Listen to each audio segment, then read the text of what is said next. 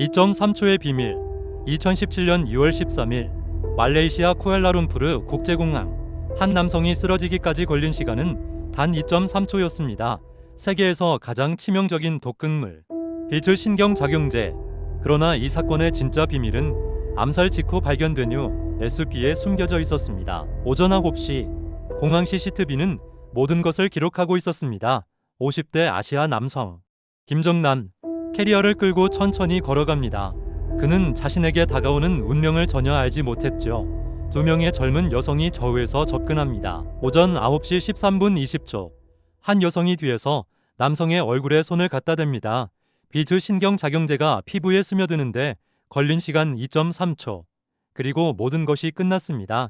이것은 단순한 암살 사건이 아니었습니다. 북한 김씨 왕조의 권력 투쟁, 수십억 달러의 비자금, 그리고 진실을 밝히기 위해 목숨을 건 남한 정보원의 이야기. 서울 남한 정보기관 지하 작전실. 대형 모니터들이 벽면을 가득 채우고 있습니다. 화면에는 김정남 암살 사건의 타임라인이 분 단위로 정리되어 있었죠. 오전 9시 13분 22초 비즈 투여. 빨간색으로 강조된 시간. 비즈 신경작용제. 살인보다 10배 강력한 화학 무기. 피부 접촉만으로도 신경계를 마비시켜 수분 내의 호흡 정지를 일으킵니다. 국제법으로 금지된 대량 살상 무기. 북한만이 보유한 것으로 알려진 무기였죠. 하지만 이 사건에는 누구도 주목하지 않은 단서가 있었습니다. 공항 화장실에서 발견된 검은색 USB 하나. 말레이시아 경찰은 이것을 단순 분실물로 분류했죠. 그러나 정부 요원들은 달랐습니다. 공항 CCTV를 역추적한 결과 북한 외교관으로 위장한 공작원이 암살 2시간 후 화장실에 들어갔다 나온 것을 포착했습니다. 그리고 그 직후 바닥에 USB가 있었죠. 남한 정보기관은 말레이시아 당국과의 비밀 협조를 통해 USB를 입수했습니다. 라텍스 장갑을 낀 손이 조심스럽게 지퍼백에서 USB를 꺼냅니다. 작지만 이것은 모든 퍼즐의 열쇠였습니다. 챕터 1. 백두혈통의 그림자. 말레이시아의 한 중급 호텔. 새벽 3시 47분 정보요원은 어둠 속에서 노트북을 켜고 USB를 꽂았습니다. 화면에는 암호 해독 프로그램이 작동하기 시작했죠. 진행률 67%, 89% 그리고 마침내 파일이 열렸습니다. 첫 번째 폴더. 과거 2001년 도쿄 디즈니랜드에서 찍은 가족사진. 웃고 있는 김정남, 그의 아내, 어린 아들. 행복했던 순간들. 마카오의 카지노, 명품 쇼핑백. 호화로운 호텔. 하지만 그 이면에는 다른 이야기가 있었습니다. 일본과 중국을 전전하며 떠돌아다니는 생활. 북한으로 돌아갈 수 없는 망명자. 아버지 김정일은 그에게 거액의 생활비를 보냈지만 권력은 주지 않았죠. 백두혈통 콤플렉스. 김일성의 항일 무장투쟁 신화에서 시작된 북한의 정통성. 김정남은 김정일의 장남이었지만 그의 어머니 성혜림은 배우 출신이었습니다. 혈통이 순수하지 않다는 이유로 그는 후계자에서 제외되었죠. 대신 김정은의 어머니 고용희가 선택받았고 김정은이 후계자가 되었습니다. 두 번째 폴더. 정규원의 눈이 화면에 고정되었습니다. 엑셀 스프레드시트. 수백 개의 행. 계좌번호, 은행명, 금액, 스위스 크레디트 스위스. 4,725만 달러. 싱가포르 DBS 은행. 2,380만 달러. 중국건설은행. 1억 5,600만 달러.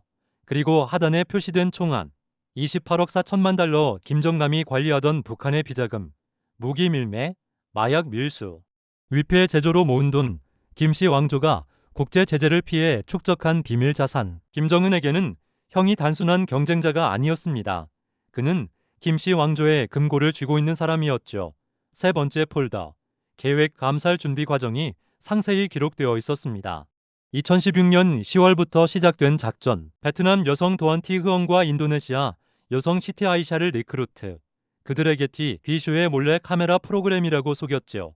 가짜 오일로 사람 얼굴을 만지는 장난이라고 말하며 수차례 연습시켰습니다. 그러나 그날 그들의 손에 묻은 것은 가짜 오일이 아니었습니다.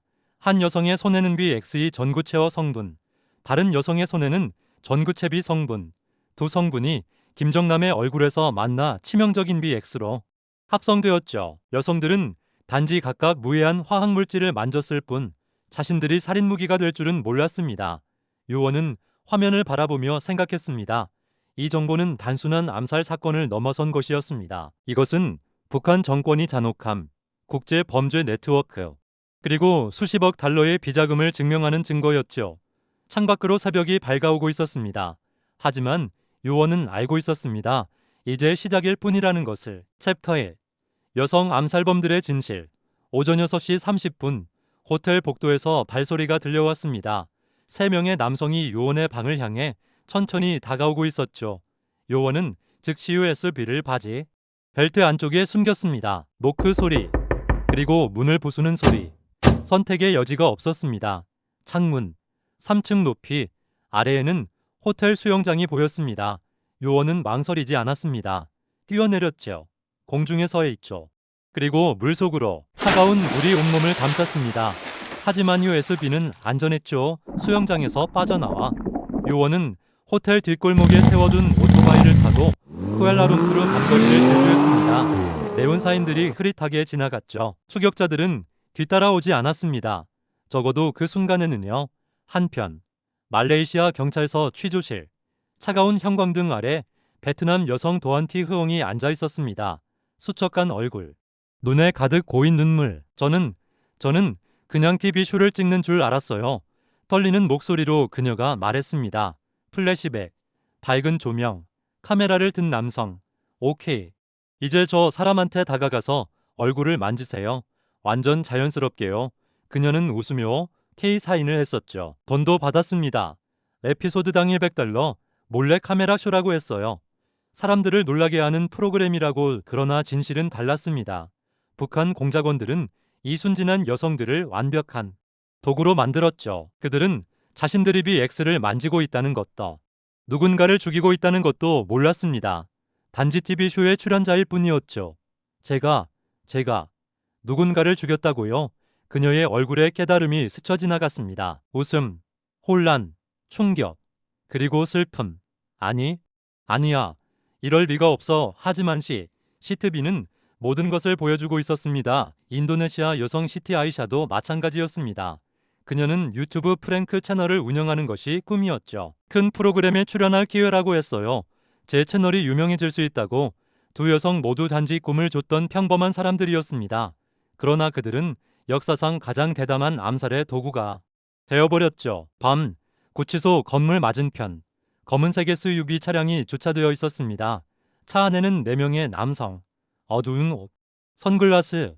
밤인데도요. 그들은 북한 공작원들이었습니다.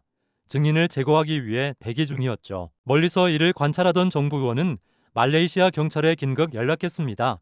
여성들은 피해자였습니다. 보호받아야 할 증인이었죠. 다행히 말레이시아 당국은 그들을 격리 보호하기로 결정했습니다. 재판은 2년간 진행되었고 결국 두 여성은 석방되었습니다. 그들은 단지 이용당했을 뿐이니까요. 챕터 3. 국경도시의 대결.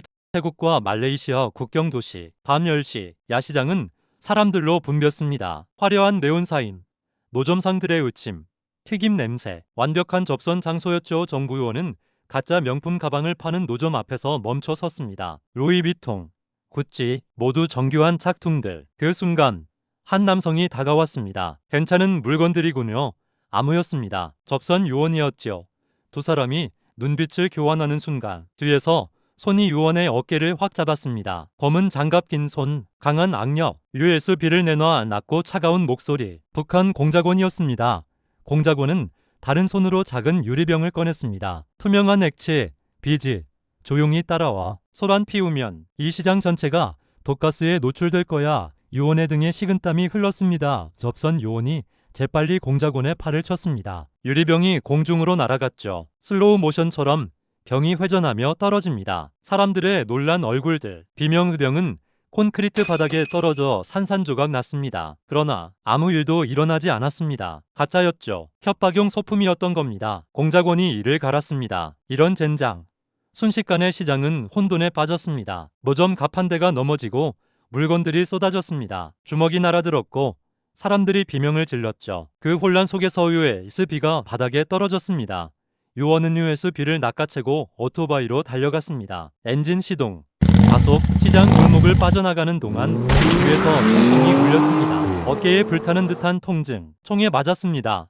하지만 멈출 수 없었습니다. 국경 검문소까지 5km. 요원은 이를 악물고 오토바이를 몰았죠. 핏빛으로 젖어가는 셔츠, 흐려지는 시야. 하지만 USB는 여전히 벨트에 단단히 숨겨져 있었습니다. 태국 국경 검문소. 차단바가 올라가고 요원은 마지막 힘을 다해 태국 영토로 넘어갔습니다. 안전지대. 오토바이에서 내려 비틀거리는 순간 동료 요원이 달려왔습니다. USB. 받아.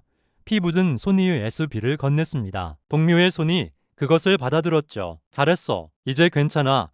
요원의 시야가 점점 흐려졌습니다. 하늘의 별들, 야자수 실루엣, 그리고 의식이 끊어졌습니다. 챕터 4. 진실의 공개 3주 후 서울의 한 대형 병원. 정부 의원은 경실 침대에 누워 있었습니다. 어깨에 붕대, 따뜻한 아침 햇살. 그는 살아남았습니다. 침대 옆 테이블에 노트북, CNN 뉴스 웹사이트가 열려 있었죠. 대문짝만 한 헤드라인. 김정남 암살. USB에서 충격적 증거 발견. 빨간색 속도 배너. BBC, 로이터, 가디언, 조선일보. 전 세계 언론이 이 이야기를 다루고 있었습니다. USB 속이 18억 달러의 비자금 장부, 북한의 국제 범죄 네트워크, 그리고 김정은이 형을 제거한 진짜 이유의 요원은 작은 미소를 지었습니다. 임무 완수. 진실은 더 이상 USB 속에 갇혀있지 않았습니다. 이제 전 세계가 알고 있었죠. 북한 조선중앙TV에서는 여성 아나운서가 엄숙하게 뉴스를 읽고 있었습니다. 제국주의 세력의 비열한 날조와 모략. 하지만 아무도 믿지 않았습니다. 증거는 너무나 명확했으니까요. 유엔 안전보장이사회. 각국 대표들이 원형 테이블에 앉았습니다. 스크린에는 결의안 초안이 표시되었죠. 대북 제재 결의안 2397호. 투표 결과 가결 15대 0. 만장일치. USB 속에는 또 다른 파일이 있었습니다. 김정남이 직접 녹음한 음성 메시지. 만약 당신이 이것을 듣고 있다면 나는 아마도 이미 죽었을 것입니다. 내 동생은 권력을 위해서라면 무엇이든 할 사람입니다. 심지어 형제도 죽일 수 있죠. 하지만 진실은 언젠가 드러나게 되어 있습니다. 이 정보가 북한 인민들에게 닿기를 바랍니다. 그들이 진실을 알 권리가 있으니까요. 김정남. 1971년 평양에서 태어나 2017년 쿠알라룸푸르에서 암살당한 남성. 김씨 왕조의 장남이었지만 권력을 잃었고 막대한 비자금을 관리했지만 그로 인해 목숨을 잃었습니다. 그는 피해자였을까요? 공범이었을까요? 아마도 둘 다였을 것입니다. 하지만 확실한 것은 그의 죽음이 북한 정권이 잔혹함을 전 세계에 폭로했다는 사실입니다. 2.3초. 한 사람의 생명을 빼앗는 데 걸린 시간. 하지만 그 진실을 밝히는 데는 수많은 사람들의 용기와 희생이 필요했죠. 현재 서울. 회복한 정부 의원은 사무실 창가에 서서 야경을 바라보고 있습니다. 불빛으로 반짝이는 도시. 그의 책상 서랍에는 투명 케이스에 담긴 USB가 보관되어 있습니다. 라벨. 김정남 사건 증거물 1번. 기밀 역사의 증거. 진실의 기록. 서울의 밤은 깊어가고 차량 불빛들이 빠르게 움직입니다. 도시는 숨쉬고 사람들은 살아갑니다. 평화롭고 자유로운 이 순간이 얼마나 소중한지 그 누구도 당연하게 여겨서는 안 됩니다. 왜냐하면 이 자유는 많은 이들의 희생 위에 세워진 것이니까요.